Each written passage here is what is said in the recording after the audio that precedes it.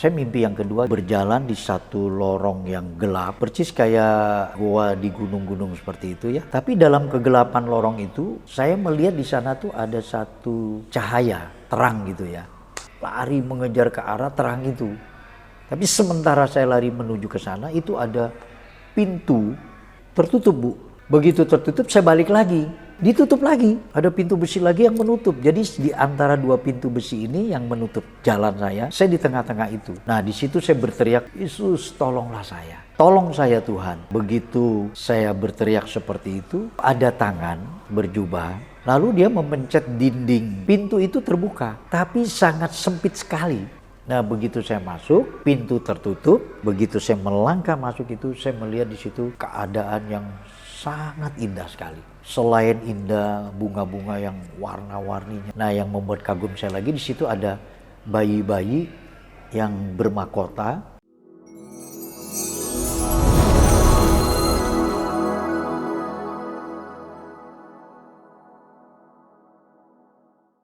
Shalom saudara, apa kabar? Semoga sehat selalu dan senang berjumpa dengan saudara di dalam tayangan Serpian Kata yang masih kita juga kehadiran narasumber kita yang bernama Pak Andi Siswanto. Dan saya teringat dengan firman Tuhan yang katakan bahwa banyak yang dipanggil tetapi sedikit yang dipilih. Nah, kita masih melanjutkan bincang-bincang kita dengan Pak Andi Siswanto yang tentunya saudara dan saya juga ingin sekali mengetahui bagaimana kehidupan Bapak selanjutnya. Nah, sekarang telah hadir Pak Andi di tempat ini. Selamat siang, Pak. Sehat Selamat siang, ya? Bu. Puji Tuhan. Pak. Kemarin itu kita ada ngobrol-ngobrol tentang bagaimana Bapak dari masa kecil, sekolah, dan sebagainya. Dan ingin sekali Pak, yang kemarin Bapak itu katakan bahwa ada pertentangan antara orang tua dan juga dari agama, dari keturunannya Pak ya. Dan senang sekali mungkin waktu itu sudah tahap demi tahap Bapak mengenal yang namanya kekristenan ya Pak. Ya. Ada keinginan untuk lebih lagi Betul. untuk mengenal ya Pak ya. Ya, betul sekali. Pertanyaannya, pernahkah Bapak mengalami hal sesuatu yang luar biasa sehingga itu yang membuat komitmen dalam diri Bapak? Boleh diceritakan Pak? Ya, terima kasih Bu Heni. Memang dalam panggilan Tuhan terhadap saya secara pribadi gitu ya Bu Heni ya. Karena kita ini kan masing-masing orang punya panggilan tersendiri. Nah, bertepatan dengan Tuhan panggil saya, memang saya merasakan ada sesuatu yang berbeda. Arti berbedanya itu adalah ketika masa-masa muda itu betul-betul saya mengalami suatu hal yang dimana saya belum pernah alami sebelumnya. Nah, masa itu memang sebetulnya adalah masa yang saya bertumbuh di usia-usia sekitar 16-17 tahun. Masih remaja itu ya Pak ya? Ya, ya betul sekali Bu. Jadi itu masa di mana saya menentukan apa yang saya ingin lakukan. Nah, di situ saya pernah bertanya juga dalam hati ini. Seperti yang lalu kita bicara soal saya mempertanyakan Yesus itu kan adalah manusia biasa. Mengapa dia disembah? Mengapa dia diagungkan? Padahal dia adalah manusia biasa. Nah, dalam perjalanan waktu yang saya alami, saya merasakan ada hal-hal yang sebelumnya saya menerima menjadi agama Kristen dalam hidup saya, belum pernah saya mengalami hal-hal seperti itu. Maksud saya adalah di sini saya mengalami yang namanya dimimpikan Tuhan tuh sampai 3 kali. Itu ya Bu. Oh, pernyataan-pernyataan itu ya Pak ya? Ya. Ya.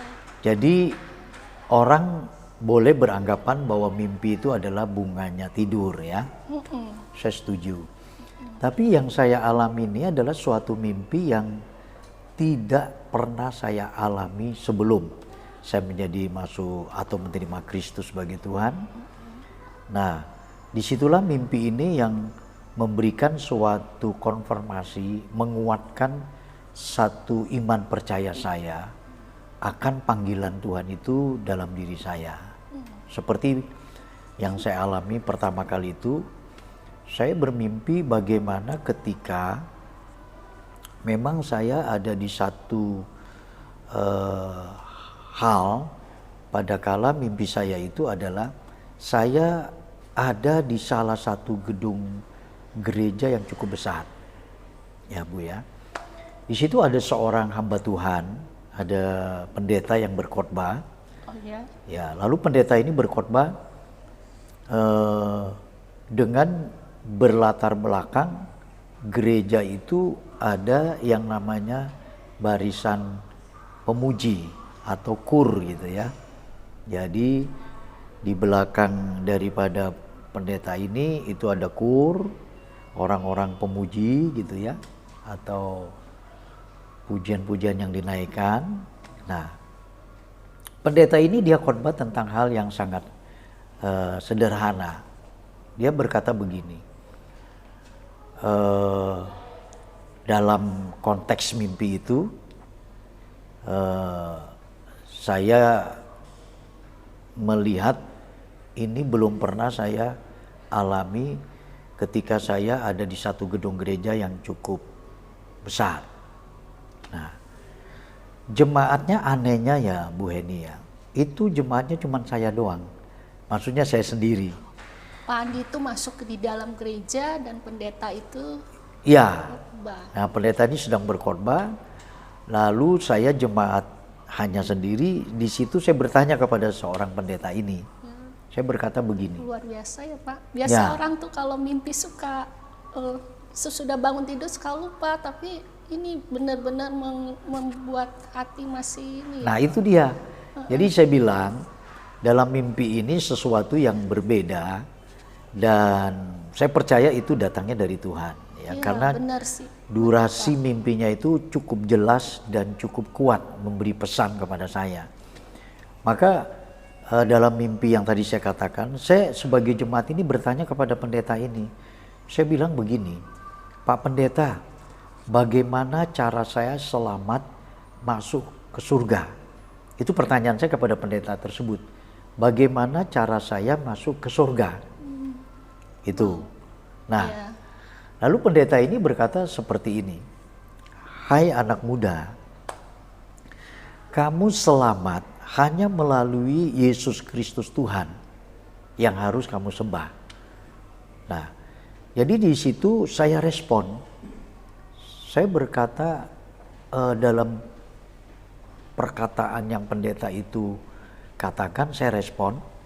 Lalu saya menyembah dan mempercayai Yesus saat itu.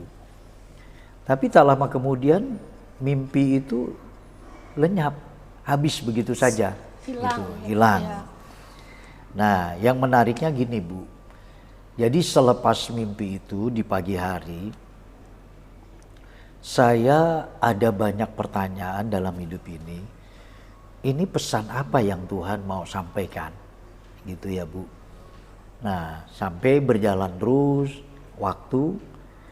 Nah, dengan berjalannya waktu ini, tiba-tiba teman yang membimbing saya ada di dalam mentor untuk mempercayai Yesus itu. Saya punya teman Kristen ini, itu yang membimbing saya, gitu ya Bu Heni. Iya. Lalu teman saya berkata begini dalam satu ibadah, selesai ibadah itu, maka dia berkata, Andi, kita akan mengikuti ibadah KKR. KKR ini adalah kebaktian kebangunan rohani. Saya tanya, di mana itu? Kita ada ibadah KKR ini di Senayan. Kala itu Senayan memiliki kapasitas yang cukup besar, stadion utamanya ya Bu, bukan istoranya tapi stadion utamanya. Oke, ayo, saya senang sekali itu, saya sangat merespon sekali. Udah mulai berapi-api Ya, ya Pak, seneng betul. gitu ya. Saya sangat berapi-api sekali. Iya. Ayo kita kapan? Saya menunggu waktu itu seperti lama sekali ya. Dan akhirnya kunjung waktu yang kita harapkan itu tiba. ternyata kita pergi itu satu komunitas anak-anak muda dari gereja, di mana saya bergereja. Lalu kita pergi sampai di gedung yang namanya Stadion Utama ya, Bung Karno itu. Nah, di situ sudah banyak orang, Bu. Nah, orang-orang ini sudah berkumpul dan ada di tengah lapangan yang cukup besar itu, cukup luas, dibangun satu yang namanya panggung untuk kegiatan daripada KKR itu. Singkatnya, pendeta ini berkhotbah. Sementara dia berkhotbah, saya ada di tribun atas. Saya bertanya, ini pendeta pernah ketemu sama saya gitu. Nah, jadi saya bertanya terus, ini pendeta pernah ketemu sama saya, tapi di mana? Padahal Bapak baru pertama kali ya? Baru pertama kali. Oh iya, iya. Nah, jadi saya pertama kali ketemu pendeta ini di Senayan itu. Tapi mengingat ya. Nah, tapi saya ingat, ini pendeta pernah ketemu sama saya sebelumnya. Iya. Begitu ya. Lalu saya coba menelusuri, saya ingat kembali, oh ini pendeta yang kala itu beberapa hari minggu yang lalu Tuhan kasih saya mimpi. Gitu. Jadi Saudara, mimpinya begitu nyata sekali dengan real ya. Terkadang kita nggak pernah tahu, tapi Pak Andi ini antara dia tidur dalam mimpi dengan kemudian datang ke KKR, berarti pendetanya sama ya. Menarik sekali Pak Cum. Ya. Akhirnya Bapak? Jadi pasti ini Tuhan berperkara yang luar biasa. Iya. Nah, saya semakin ada penasaran. Ini pendeta yang dimimpikan, sekarang pendeta ini ada di depan mata saya. Jadi saya nggak akan lepaskan momentum yang berharga ini. Apa tuh Pak yang Bapak pikirin pas, oh iya ini ternyata sama nih apa yang Bapak pikirkan? Ya, yang terpikir oleh saya adalah ini pasti ada satu pesan, rencana Tuhan yang besar. Iya, Ya, jadi saya mengikuti dia punya khotbah sambil saya bertanya apalagi yang Tuhan mau sampaikan. Nah, selesai pendeta ini berkhotbah, maka panitia mengumumkan bahwa nanti di pagi hari ada yang namanya pendalaman Alkitab. Tapi bentuknya KKR masih ya Bu. Kalau sorenya itu KKR-nya penyembuhan ilahi gitu ya. Nah, saya tidak melepaskan begitu momen ini lewat dengan sendiri begitu saja. Paginya saya datang lagi untuk mengikuti karena masih sudah menggebu-gebu itu iya. ya Pak, apalagi sudah konfirmasi dengan pernyataan. Betul. Ikut lagi tuh Pak. Ikut lagi saya. Iya. Pada waktu itu gini ya Bu Heni ya. Saya itu ada dalam status sebagai sekolah atau pelajar yang masih SMA. Saya ingat saat itu saya masih sekitar antara kelas 1 SMA ya mau masuk itu. Nah di situ guru mengatakan kamu mau kemana minta izin. Padahal ini baru masuk sekolah kan, jamnya harus ikuti masuk sekolah. Saya berkata saya izin Bu, saya ingin mengikuti ibadah tentang Yesus Kristus. Nah wali kelas ini sampai menegaskan ini penting. Nah pelajaran penting. Iya. Tapi begitu mengganggu pikiran Bapak. Ya itu bukan mengganggu sekali. Buat saya adalah sesuatu yang nggak bisa tertahankan. Iya, tidak bisa tertahankan dalam panggilan ini. Sehingga saya tetap berkata, baik Bu, kamu menganggap ini lebih penting ibadah KKR daripada mata kuliah, ya? Mata sekolah itu. Nah, akhirnya saya katakan, ya Bu, sudah tanda tangan untuk absen. Saya begitu dikasih kesempatan, saya ambil tas, saya segera lari mencari yang namanya kala itu masih Metro Mini ya. Set. Zaman dulu Iya. Pak. Yang penting Sampai ke tempat di mana gedung KKR itu. Nah, gedung KKR ini diadakannya sebetulnya dekat dengan sekolah saya, SMA, di Bulungan, Bu. Hanya karena kelas 1 itu saya dikenakan sekolah kelas jauh. Bahasa dulu tuh disebutnya filial. Filial kelas jauh ya.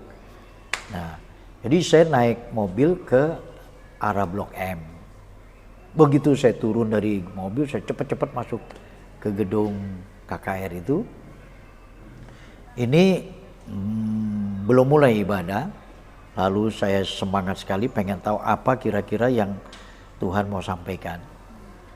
Ternyata dia khotbah itu tentang panggilan dia, bagaimana ketika dia merespon Tuhan panggil.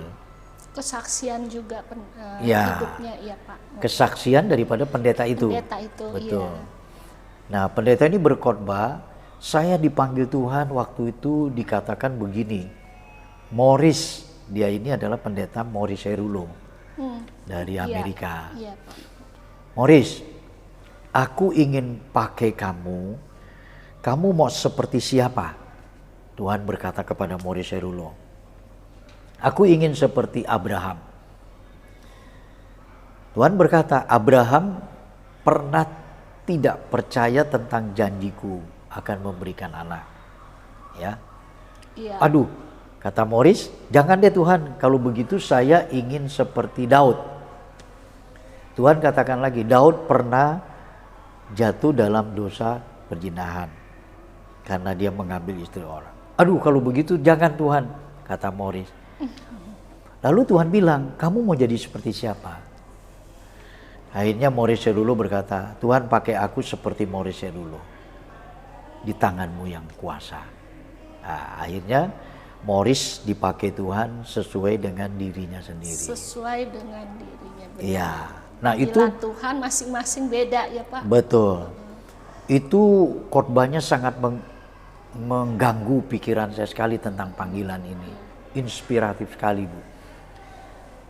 Nah, yang menariknya ketika dia mau menutup khotbah, dia berkata begini. Besok saudara akan datang kembali ke tempat ini mengikuti ibadah KKR pendalaman Alkitab. Kalau saudara datang, besok saya akan berikan kunci surga kepada saudara. Yang penting dikatakan seperti itu. Iya. Yang penting saudara datang. Nah, saya mengkaitkan ini, Bu. Sekarang pendeta yang sama ini mau memberikan kunci surga. Padahal di mimpi saya bertanya, bagaimana Pak Pendeta cara saya masuk surga? Iya, connected banget itu Pak ya. Waduh, itu hal yang nggak kebetulan. Dalam mimpi saya bertanya dengan Morris Cerulo, bagaimana cara saya masuk surga? Dia katakan, kamu melalui Yesus Kristus. Di kenyataan KKR ini, dia menjanjikan, aku akan berikan kunci surga bagi saudara besok datang. Walaupun itu banyak yang datang, tapi saya rasa ini pesan untuk saya. Itu Bu Heni. Nah, jadi saya semakin penasaran. Besok saya izin lagi sekolah. Saya sama demikian yang saya lakukan. Nah, begitu di gedung yang sama juga, si Morris khotbah lagi tentang panggilan lagi. Nah, selesai dia khotbah, dia tutup, dia undang kita semua yang ada di gedung itu berdiri.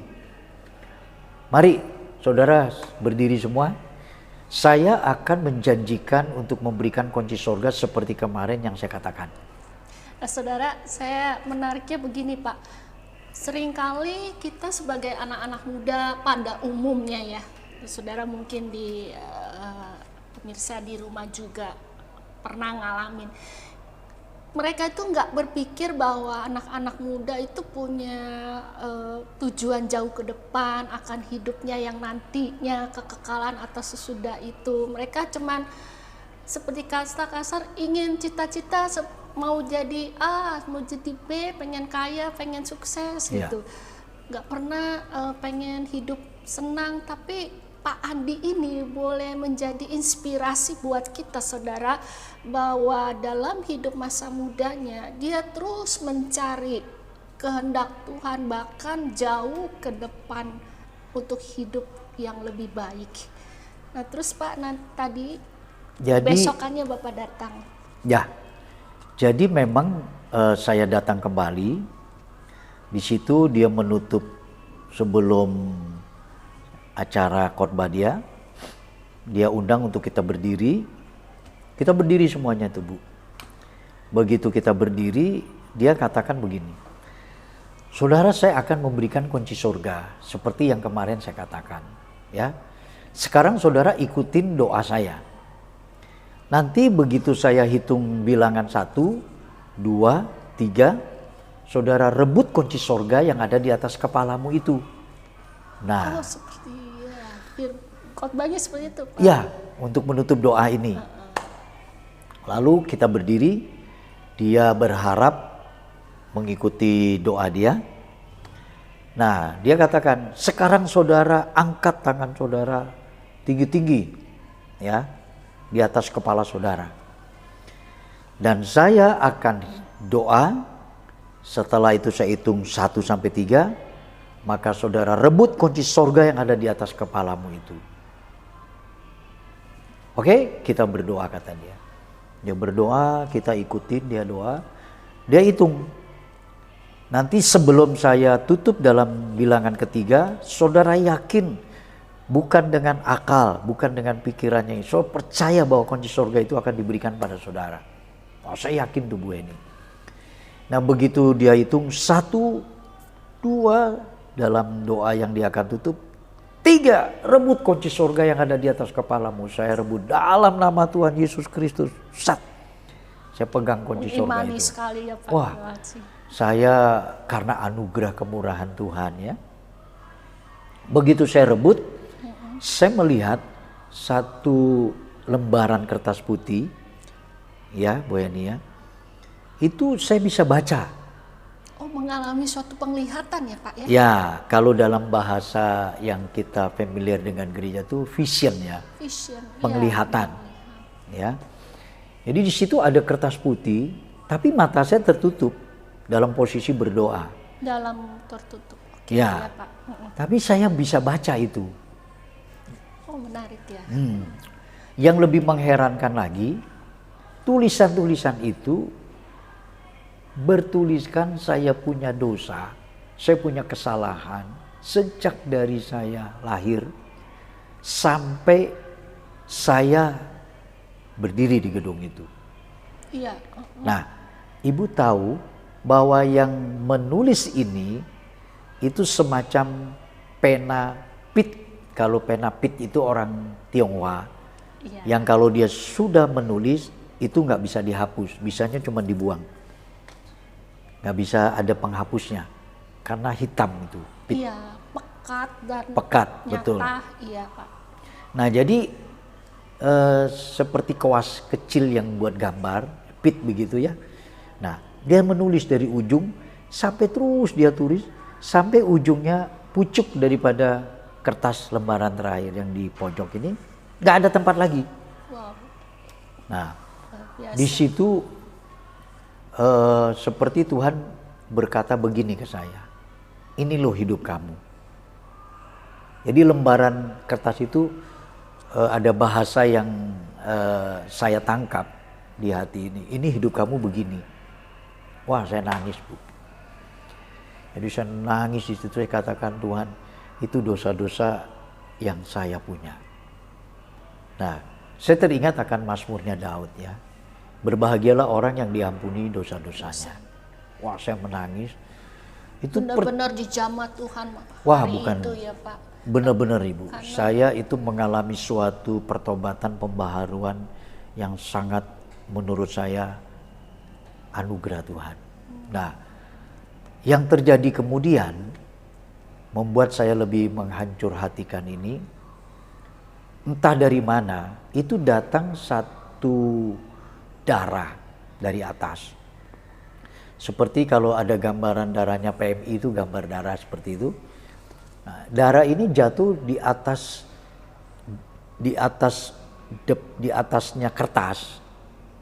Nah, lalu darah ini melunturkan tulisan-tulisan yang hitam tadi. Sampai begitu ya, Waduh. Pak? Ya, Itu darah Tuhan itu kasih mencuci. pernyataan. Ya. Jadi darah itu mencuci tulisan dosa yang saya punya tuh hitam tadi, itu jadi bersih. Jadi seperti kertas itu Tuhan berkata, sekarang hidup kamu udah bersih seperti ini. Wah, itu yang tadi saya katakan, saya menangis seperti anak kecil kembali. Saya bilang, Tuhan terima kasih. Wah, di situ saya menangis terus. Nah, sekarang Tuhan katakan, ini sekarang hidupmu. Kasih Tuhan itu melampaui segala apa hal yang kita perbuat di masa lalu ya Pak. Ya. Betul. Dan itu saya yakin sangat memberi satu pesan. Tuhan itu begitu luar biasa. Nah, jadi ketika saya mengalami itu ya Bu. Bapak merasakan nggak bahwa hal-hal dari mimpi sampai kepada di KKR itu penutupan itu, bahwa itu benar-benar Tuhan itu fokus dan ada pesan-pesan buat Pak Andi Iya. yang lebih tajam. Iya. Jadi di situ saya menangkap adalah Tuhan sedang berperkara dalam hidup saya. Iya. Jadi begitu saya keluar dari gedung itu, saya itu mengalami satu hal yang baru. Ada satu seperti aliran sungai yang begitu kuat, itu Sungai Sukacita. Dan damai sejahtera yang begitu nggak ada taranya. Mengalami ya. Iya. Mengalami sesuatu. Nah, ditandakan lagi begitu saya keluar dari gedung itu Ibu tahu, saya kalau nggak malu dengan yang ada secara umum, saya itu di pinggir jalan mau jingkrat-jingkrat sambil menari, Bu. Seperti apa yang Daud lakukan. Meluap-luap ya Pak. Nah, Damai semua iya, diberikan. iya.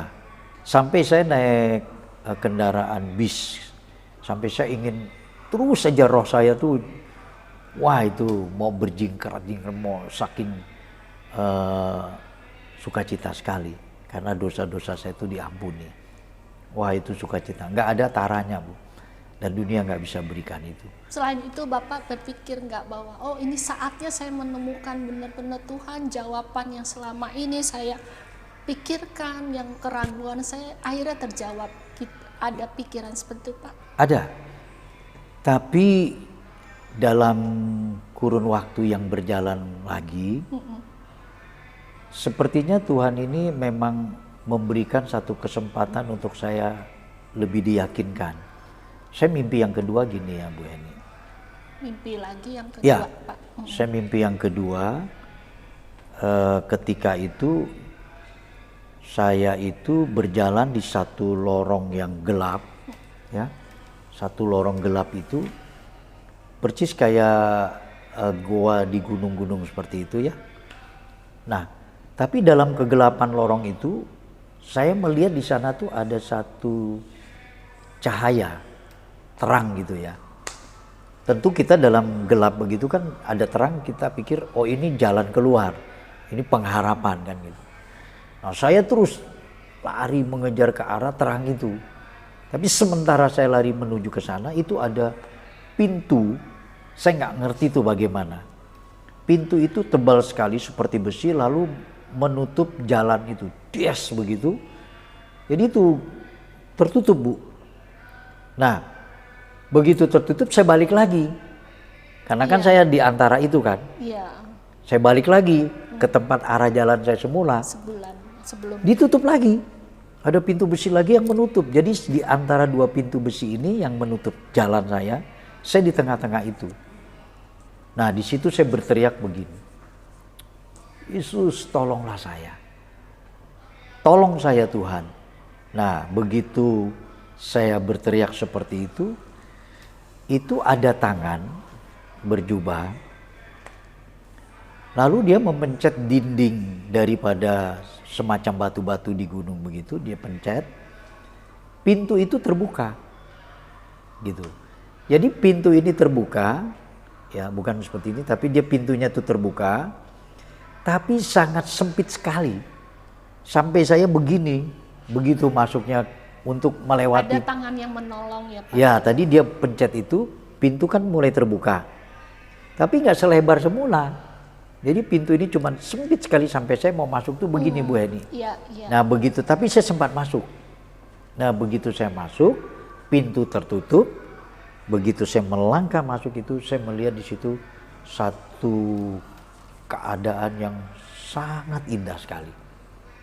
Selain indah, bunga-bunga yang warna-warninya tuh luar biasa, kagum saya. Nah yang membuat kagum saya lagi, di situ ada bayi-bayi yang bermahkota dan ada bayi-bayi yang pakai seperti gambaran-gambaran malaikat kecil itu sambil meniup nafiri. Saya tahu itu surga yang mulia. Nah saya alami itu. Mimpi Itu seperti itu juga. mimpi yang kedua. Iya. Tapi saya akhirnya bertanya terus ya dalam hidup ini. Sampai di usia saya yang sekarang mau hampir 60 ya. Itu kan saya mengalaminya di usia 17 tahun, 16-17 tahun ya Bu. Itu masih kuat sekali pesan itu. Nah saya tahu itu rintangan yang terbesar dalam hidup saya menjalani itu ada pintu yang cukup menghalangi. Tapi satu hal. Seperti pesan-pesan bahwa menjalani ini ada hal-hal yang harus dilewati. Iya. Dan ini mimpi Tidak saya yang mudah. ya, ini mimpi saya yang terakhir Bu Heni. Iya. Yang ketiga, itu saya mimpi satu kali suara ini datang. Nah suara ini datang, tapi tidak ada berbentuk dalam artian utuh begitu ya, dari kepala sampai kaki enggak. Tapi suara hanya ini dari atas. Dengan ada kepala bermahkota gitu ya. Iya Pak. Seperti kayak raja begitu. Lalu suara ini berkata kepada saya begini, "Hai anak muda, saya kasih kamu keris. Saya kasih kamu keris, ya. Sekarang kamu dengarkan apa yang saya katakan. Saya kasih kamu keris dan keris ini sekarang kamu pakai untuk membela orang yang ada di sana. Ya. Orang yang ada di sana itu di gedung, ya. Di situ ada satu orang yang mau sedang dibunuh. Nah, saya terima itu keris dari atas, Bu. Saya terima keris dari atas, saya jalan mengikuti apa yang diperintahkan orang ini, suara orang ini. Nah, begitu saya jalan ke sana, betul.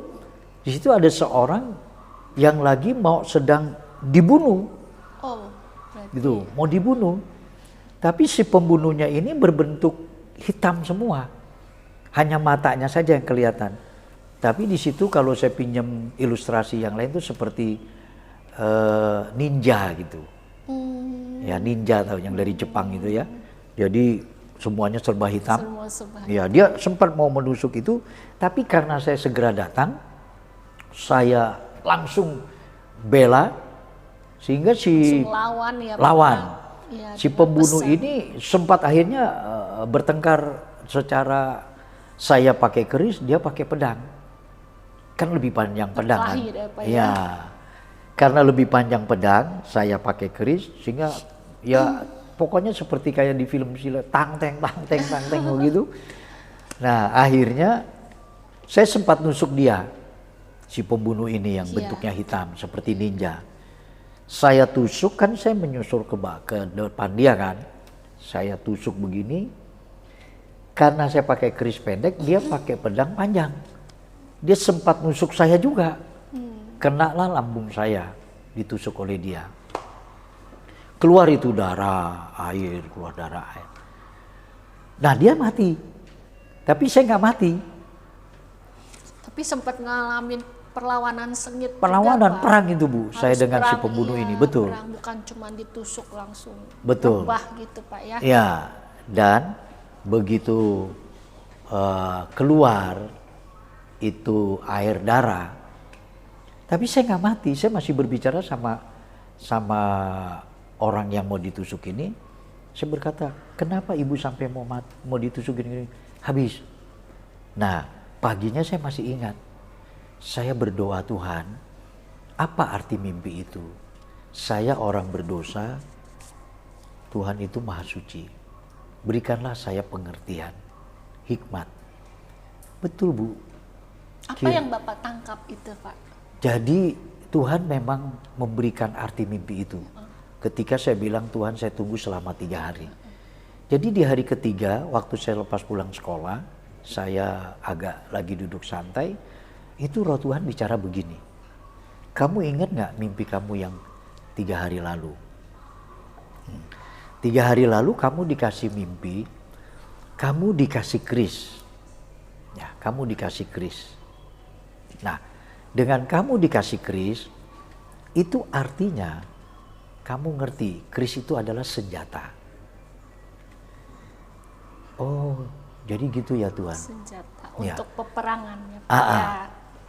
Jadi pengertian ini dibilang kamu keris.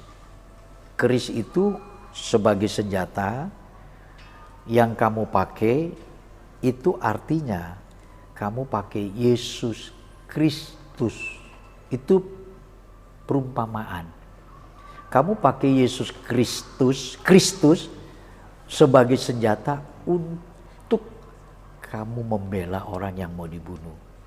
Nah, Seperti lengkap ya, Pak. lengkap. Ya. Baik Pak Andi, banyak hal sih yang masih kita mau tanyakan, Ya. masih dengarkan. Ya. Mungkin di lain kesempatan ya Pak. Iya, Bu, Menarik betul. sekali ya Pak. Terima kasih untuk kedatangannya.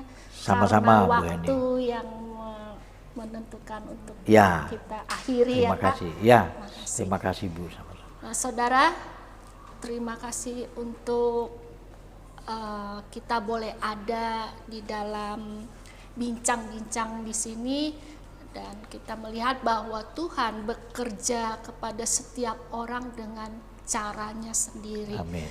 Saudara, jangan lupa subscribe, like, dan juga nyalakan lonceng agar kita bisa mendapatkan tayangan-tayangan selanjutnya yang tidak kalah menarik.